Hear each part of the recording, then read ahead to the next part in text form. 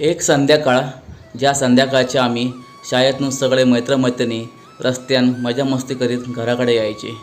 एक संध्याकाळ ज्या सुट्टीच्या दिवशी आम्ही दिवसभर खेळान संध्याकाळी काळोख परापर्यंत जीवाची मजा करून घराकडे यायची।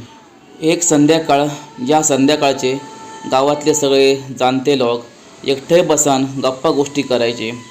संध्याकाळचे बरेचशे आठवणी असत। एक ती संध्याकाळ या संध्याकाळचे वाडीतल्या एकाच टी व्हीवर सगळे लोक येऊन सातचे बातम्या ऐकायचे।